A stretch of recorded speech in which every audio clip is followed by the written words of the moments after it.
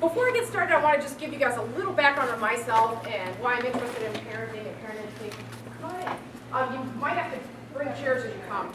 There's 2 chairs over here. Oh, a couple over here are up front.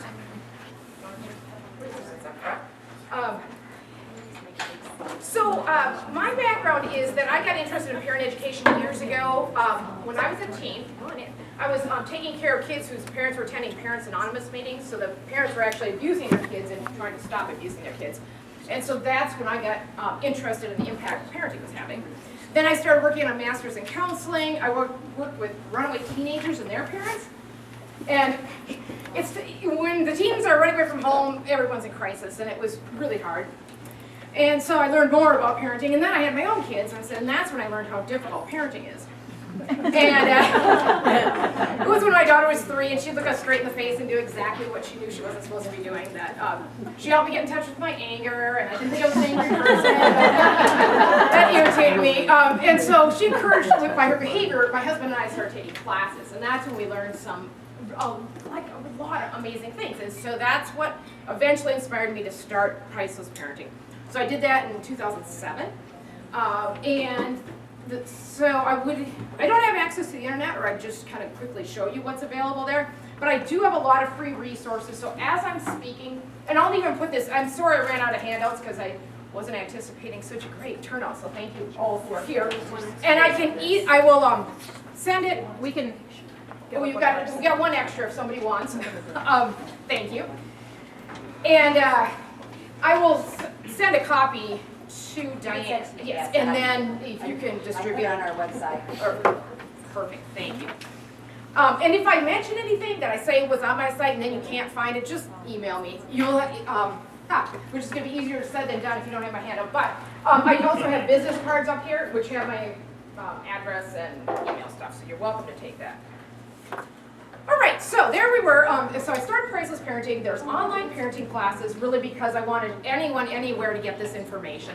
So I do have a class. It's just for teens, 6 to 12 and 5 and under.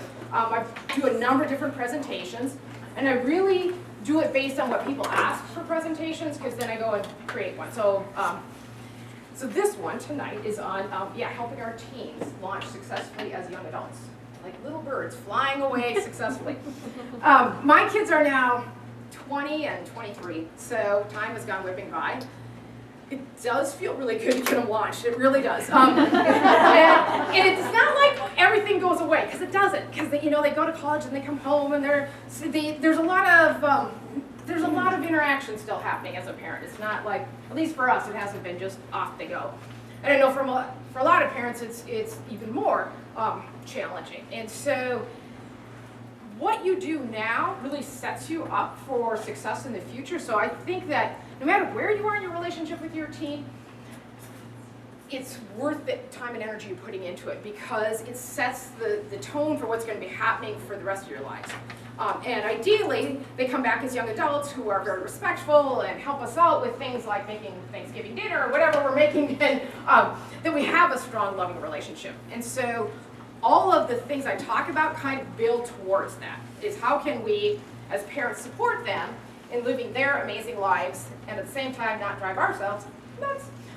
So that's what we're going to talk about today. I'm going to give you a little background on the developmental changes happening in teens' brains. We're going to look at what skills do we want them to have before they leave home. How can we change the style we're using in parenting to match their changing needs? Looking at who controls what, because a lot of times we can end up in power struggles with our teens. How can we listen to them so they actually feel like they're being heard? And then look at some risky behaviors that teens sometimes engage in. So that's quite a bit of things to cover, but I'm also happy to take questions as I go through this. So you don't have to wait till the end. If you have a question or comment, you can jump right in. And I always like to start with an opening question. And so your opening question is, what do you find most challenging in parenting your teens? I'm going to give you just a minute to either think about it or jot it down if you happen to have handouts. And you can talk to each other if you want, and then I'm going to bring us back together and we're going to get going. So what is it that you find most challenging?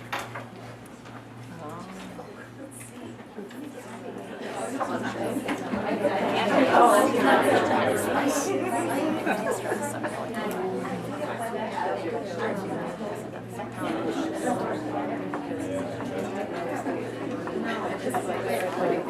know, it's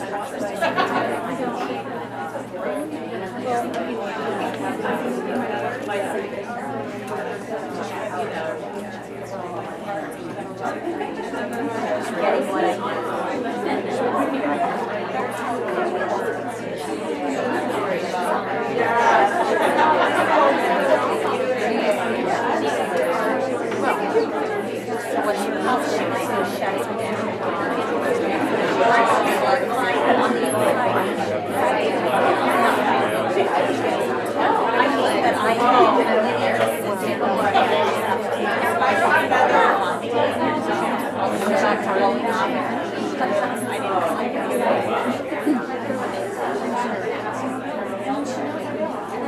All right, I'm going to ask you to wrap up your conversations.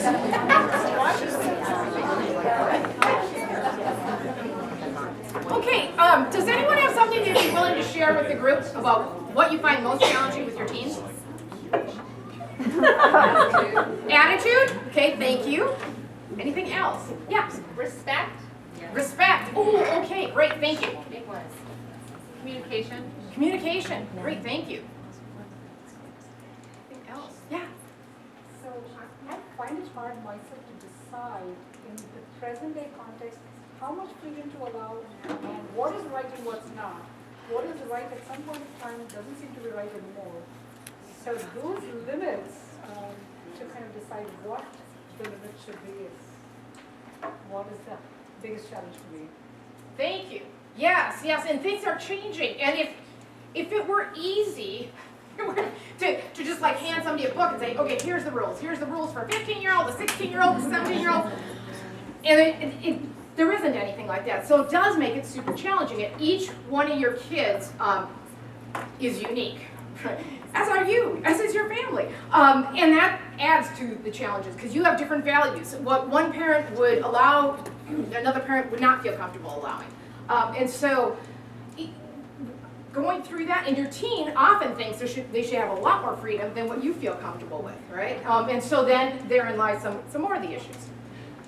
Thank you. And whoever said respect, you reminded me that I write a monthly newsletter, and this month's newsletter is on respect. And so some of you might be signed up if you've seen me speak somewhere else, but if you're not, I'll just send this around. You could also go to my website and sign up, but if you would like to receive once a month, I try to keep things, I've been doing this for maybe 6 years, so all the previous articles are on my site if you're interested ever in just diving into some great parent reading, go for it. And then I also have a lot of free charts on my site, which I've just created over time based on people's requests. So like feeling words, sometimes adults and teens have a tough time figuring out, so what are you feeling? And this just gives you some ideas to more than just I'm angry. Some positive thinking tools. I've got lots of handouts on screen time, what's healthy, what's not. That's a big concern for a lot of parents. So I'll send that around. I'll also send around a copy of my book, which I always bring some copies. And if you want a copy, they're $10 at the end, and I'm happy to do that. So I'll just start it off here and send that around. Okay, so you've come up with a lot of challenges, and some of these challenges are kind of ongoing life challenges, like communication. Communication isn't easy with our kids, and it's not easy a lot of times with other adults. And these are things that we can get better at, and we can keep working on. And that's where I think that all the energy and time we put into improving our communication with our kids for sure pays off, because we'll keep using it. All right, yes? So do you find communication hard now with technology and their phones? That's another issue, is my child does not know how to stay engaged with eye contact. When I was growing up, it's eye contact, and they're just looking at that stupid phone all the time. So when you ask them something, it's just like the roll of the eyes, or, they just, they don't interact with you. They don't engage. Right. Kids who are not engaging need more time engaging, right? So that's not a kid who would say, oh yeah, screen time can become a problem. And I actually, one of my handouts, I'm kind of big on the just watching out for screen time, because by the time it's a real issue, you can be in a world of hurt, and you can have to hire people to help, basically get your kid off of the technology, and that gets to be extremely expensive and hard on everyone's emotions and everything else. So I do have some copies of this one, which is just the warning signs of too much tech for kids. And one of them is communication. They have trouble participating or listening in normal conversations because they are not used to doing that, and it does take practice. So I'll leave these up here, and you're welcome to, at the end, to help yourself. And there's if you want something to show your teens, and again, I'm not hooked up to the internet, so I can't exactly show you where this is, but on my website, you'll see pricelessparenting.com. There's resources, and then there's Parenting the Digital Kid, or Digital Child, I'd probably say. And under that is the best video I've seen on what too much screen time looks like. And it's done by 60 Minutes in Australia. And so it's a little 14-minute video, and you'll start with really little kids, but they talk to some psychologists, they show a mom who's gotten addicted, they show a teen who ended up going to the Restart Clinic over in Falls City. There's a clinic where you can go, and that is a place where you're going to spend like 30 to 45 days as a teen or as a young adult, detoxing and kind of getting your life back in sync. So if you want to see that, that's where it's located. All right, great points. All right, so what I want to do is talk a little bit about how do our brains work. And if any of you are like brain scientists or something, you'll say, well, this is simplified. Well, it is, and I'm borrowing this from Dr. Daniel Siegel, but it's just a little model, and maybe you've seen before, but it's the brain in the palm of your hand. Does anybody recognize this? All right, got some people who know. Okay, so if you make a fist like this, he says represents my brain, where my wrist is my spinal cord. The palm of my hand is my brain stem, where all the automatic functioning happens. So it's my breathing, my heart rate, my immune system, everything else that if I had to think about it, I would no longer be alive. Thumb is the limbic system. It's the emotions, fight or flight. Then your fingers are your cerebral cortex. It's the thinking part of your brain, the perception, the motor action, vision, all coming in. And then the fingertips are the prefrontal cortex, which is right behind my forehead, which is all the higher order thinking. So it's the planning, the ability to think through consequences, the ability to be empathetic, self-awareness, be able to be flexible in how I respond in situations. Okay, so when our brains are working well, all these parts are touching, and things are communicating well within my own brain. Quick question, when do the experts now think the brain is done developing for the first time all the way through the prefrontal cortex, kind of got it all done? 25. Yeah, 25. Okay, so it's a long time, right? So sometimes we say, what are our teens thinking? Well, some of it hasn't developed quite yet. And so what he says is when we get upset, we flip our lids. And so the thinking part kind of goes offline, and the feelings are running just fine. So you probably remember your kids flipping their lids when they were little. Like when they have a tantrum, they can't have something and they're just on the floor having a tantrum. Teens also will flip lids, and so do parents. And once we flip our lids, some chemicals start just kind of pouring into our brains, which you can't really stop, but it's the cortisol and the adrenaline. And if, as a parent, you start talking when you're feeling like this, you tend to come up with like your worst parenting ideas. It might be like, you're grounded for 2 weeks, and then you think, wait a second, is that really what I want? Is my kid around here for 2 weeks? So it is better if we recognize, and if your kids don't know this is a great, whatever age, they even have little ones learning it, but just knowing when you're like about ready to flip and being able to remove yourself and calm down before you engage in this conversation. Because if we start trying to talk to people when either they're upset or we're really upset, it doesn't work well.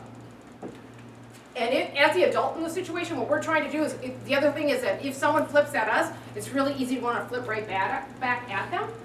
But we're trying to not flip our lids, which is easier said than done. All right, any questions on that?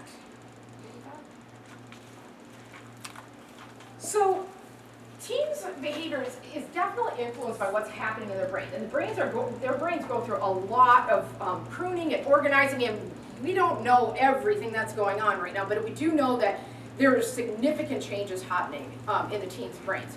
So it's kind of the time where if you haven't been using something, your brain's like, we don't need to do this anymore because we don't use that. So we're gonna, we certainly need our thumbs because we're doing a lot with our thumbs. So we're gonna keep that part of the brain really going and get rid of some of the other stuff.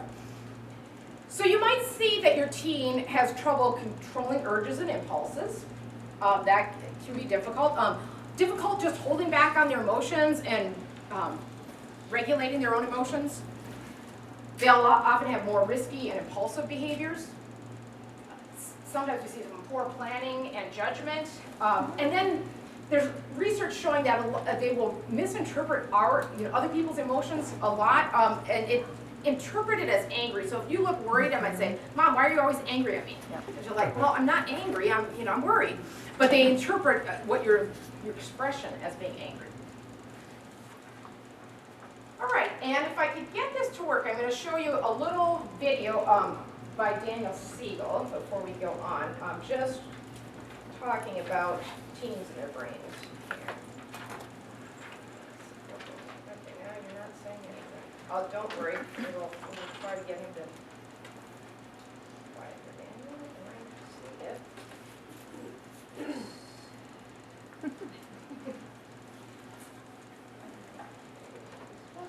I could just try my regular. Science tells us that during the teenage years, behaviors can really be risky for teenagers, for even older adolescents, and it can be confusing for teenagers and adults. So what's going on during these years? What we understand is that there are two kinds of behaviors that can lead to risky outcomes. What are those behaviors? One is something you may be familiar with, which is called impulsivity. It means acting before you think about something. So you get an impulse and it turns into an action before you can reflect on what the consequences are. And that's called impulsivity. But a second kind of behavior, which is much more confusing for everyone, is called hyper-rational thinking. And what this is it's a way where you think about something, like for example, someone I worked with decided that she would bring a bunch of alcohol to a school party in a school where there was a zero tolerance for alcohol. She planned this weeks ahead of time, got the alcohol together, carried it in a backpack to the party, and there was the headmaster of the school. Now, you can think about it, was that impulsive? She had weeks of planning. It was not impulsive, it was hyper-rational. What does that really mean? What that means is that there's a calculation, a rational, mathematical kind of weighing of the pros and cons, where this individual decided, you know something? It will be very exciting to try to go to a school function with a bunch of alcohol, break the rules, be at a place where the headmaster is, and get away with it. Now, the chances of getting caught perhaps were 50-50, or even if they were 30% chance of getting caught and 70 not. She evaluated the excitement of pulling off an escapade like that very highly, in a rational kind of way, undervalued the other part, and in that hyper-rational calculation, she carried out the planning, the getting of the alcohol, and the behavior that ultimately got her expelled from school.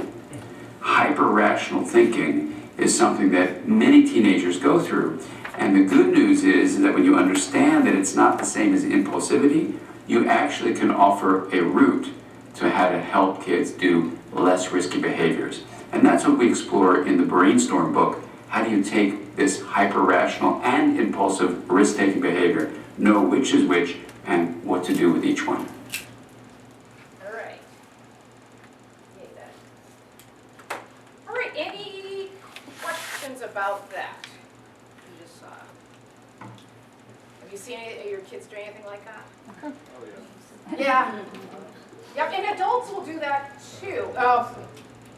I think what comes to mind is my husband works at UPrep with 8th graders, but it goes up to 12th grade. And but one of the kids just recently, it was girls sharing kind of almost naked pictures of themselves, but with other girls to kind of prove how great they looked in these little slinky night outfits. And kids think, and sometimes adults get into thinking that if I share this with my 2 friends, that somehow, think that's going to be okay.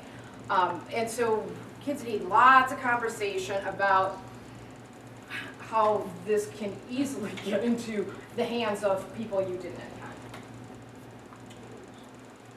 All right, any questions, comments about what you just said? Okay, so then, as we continue on, I wanted to look at, have you think about, and let's just talk as a group, what skills do you want your kids to have before they leave home? I want mine to just be able to get himself up in the morning. Okay, right, they're not going to be successful, right? If we get off to wherever, college or work, and you can't get up, it's a problem. Great, thank you. Anything else? Solve their own problems. Solve their own problems. Great, thank you. And they need a lot of practice, right? Solving problems. And we're going to get to some of that. Thank you. Plan for deadlines. What'd you say? Plan for deadlines. Okay, plan for their lives. Yeah. Think it through because it's their lives, their amazing lives. What are they planning to do with it? Great, thank you. Advocate for themselves. And advocate for themselves. Thank you. Make safe choices. So make some safe choices. That would be great. Yes, thank you. Have some self-motivation. And have self-motivation, right? That's absolutely necessary. Thank you. Yes? Okay, succumb less to peer pressure. Thank you. Yeah, that's a tough one. Yeah. Manage their time so they can feed themselves before they need to go somewhere. Yes, manage their time so that they can feed themselves, do important things before they have to be somewhere. Thank you. All right. Money. Oh yes, money is an important one. Thank you for bringing that up. So this, especially as your kids get closer to the leaving, to being seniors and actually leaving, this whole concept of money and how do credit cards work and why is it really a great idea to pay those credit cards off is important in their thinking. Most teens, even if you try to explain things, this applying to college, if your kids are applying to college, tends to be a heart-wrenching process on everyone's part. Is anyone going through that right now? Have just gone through it? Done. Done. Yes. Yay! Yes. We ended up with the money piece. Comes to mind was it's great. My daughter applied to 10 different schools and I accepted at 9. Oh, this is wonderful. Except that the one she really wanted to go to basically gave her no money and was very expensive. And so we had to go through the whole process of well, how much money do you know? And it's hard for them to imagine that $60,000 or $70,000 would be difficult to pay off because they really haven't had to do it yet. But helping them see that this is for a bachelor's degree and getting that far in debt is a challenge. Yeah. So thank you. Money. When we do need to help them think through some of these things, and then encourage them to do their own thinking, ideally. Right. So how can our parenting style help in this area? So let's take a look, and I'm just going to go down this. So we're going to look at is just 4 different parenting styles, and this really I'm taking it from the 70s when they kind of identified different parenting styles, and I just it's helped to look at, I think, who controls what and how much guidance are we giving the kids. And so I'm going to walk you through each of the quadrants, and then we're going to do a little exercise just to see how it feels to be treated in these different ways. So someone is in control, and either we're in control or the kid is in control, and how much guidance are we giving them? A lot of guidance or very little guidance. So we all jump around between these different styles, so it's not like we just use one style all the time, but it's helpful to think about what you're doing and why you're doing it. So we start off here with, as personal assistants because our kids can't do anything for themselves. So we're doing everything. And we're not going to explain to a baby why we're changing their diaper. I mean, it doesn't matter to them. We might talk to them, but we're not giving them any guidance. We're just doing it for them. Then, if we end up too much here as our kids get older, what happens is we do things for them they could be doing for themselves. So we might be waking them up in the morning when they really need to be doing it for themselves. We might be, one dad took I do 6-week parenting classes. He was taking a 6-week class, but for his younger kids, but one of his kids was in college, and he was in his 5th year of college. And he said, I thought I was being an amazing dad, because when he came home from high school and had projects, what I would do is say, oh, okay, well, let's take a look at what you got to do. Well, I'll help you lay this out. We got to have a plan. This is due this date. He got it all set up so his son would successfully get through projects. Guess what happened in college? His son didn't have those skills, right? So he's in his 5th year, and he's not even close to graduating. And so then he had to have the tough talk with his son about how much more he was actually going to pay for college, which he was going to cut him off that year. But his son really didn't have the skills, and he says, I didn't realize I was really doing it for him, and that he didn't learn that. So we can do too much. If you're in this style, what you'll often feel is you feel overwhelmed and underappreciated. So if you're feeling like that, think about what else they could be doing. Because sometimes we just do so much for them. Over here, permissive, sometimes we're giving, we're letting the child control things and we're not giving them guidance. Sometimes we do that because we're too tired, we've got a million other things that we're responsible for, and so we're not always on top of things. Sometimes we don't know that we need to be giving more guidance, so we might give a kid access to the internet, not go to a nice cell phone that has a interface to the internet, and we don't check with what they're doing as far as texting goes, and then we find out that they're doing something that they shouldn't be doing, but we didn't establish something like a regular plan for how we were going to check in when we gave them that device. So we can accidentally give them too much control and not be in their guiding enough. Another example is a mom who allowed her teenager to have a party in the basement, and said, basement's yours, you and your friends, and they just didn't check in on the kids. Well, guess how that went. Yes, there were a few problems. Okay, so some kids might be fine, but a lot of times we need to be kind of in there, even though they'll rest assure you don't. But as parents, we're still in there kind of helping them out and setting some limits. Over here, under director, that's when we're keeping control, and we're also not giving them much guidance. We're giving them guidance and we're keeping control. So that's when I'm shouting orders at my kid. So I'm like, listen, this is what you're going to do. You have not been studying hard enough. I just looked at the online grades, and you haven't turned in your homework. So from now on, what you're going to do is this. And if that sounds familiar to you, then that's. Some people are like, yeah, and I find myself, I was be a director whenever I was under time pressure. So if I'm under time pressure, let me tell you, I'll tell you how we're going to do this. And the problem with being a director is that you're doing the thinking, and you're telling your kids what to do. And what we really want is them doing the thinking, because when they do the thinking, it wires their brains. When I'm doing the thinking, it just wires more of my brain. And so if I want my kids to know how to communicate, then they have to be the ones practicing communicating. Or making decisions. So we said making decisions. And I know, like, thinking of a family where the mom and dad really, and if you do it out of love, and it's not until later on that you realize, oh shoot, this had some consequences I really wasn't expecting. But they had done a lot of the guiding for their kids, and just kind of thinking through and making plans and helping them figure out all sorts of things. But then when it came time to like choosing a college or choosing what to do after high school, the kids really fell apart because they just didn't have the decision-making skills. The parents were like, it's your life, you decide. They're like, well, I don't know what to do. You tell me. And because they were used to having mom and dad tell them. And then finally, mentoring, which is where we're trying to have, especially the older they get, we're gonna guide our child and leave the problem ownership with them instead of us taking it on. And that's easier said than done. But ideally, the older they get, the more we're passing this control off.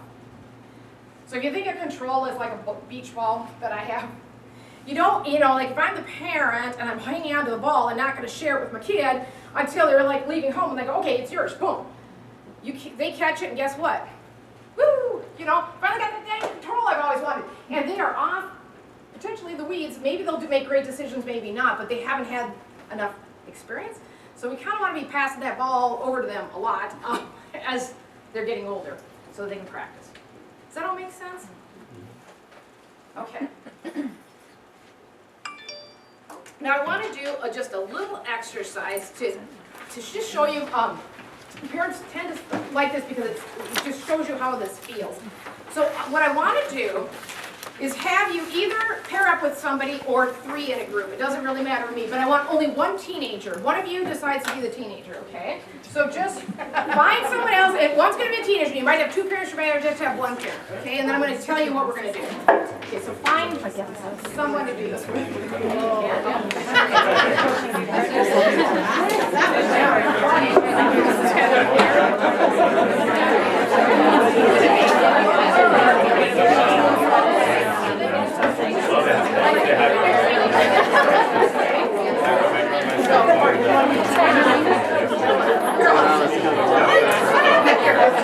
Okay, all right. Look at you're already conversing as teens and parents. Okay, so if you're a teen, raise your hand. Oh yes, 3 people. We can. I'm sorry, I ran out. I'm sorry. You don't need it. No, I'm gonna guide you through it. All right, thank you. Okay, so if you're a teen, raise your hand. Okay, so here's your issue. You are failing math, or you're getting a D, okay? And you're really tired of your parents always nagging you, and you're gonna say things like, math is boring, I don't think I ever need this stuff, my teacher is horrible, and no one can possibly learn from this. I need a break. I think if I could play some video games, that would really relax my mind. Whatever you're gonna say, that's your job, and you're always gonna do something similar. Okay, so you're the teen, and then parents, we're just gonna, if you're the parent,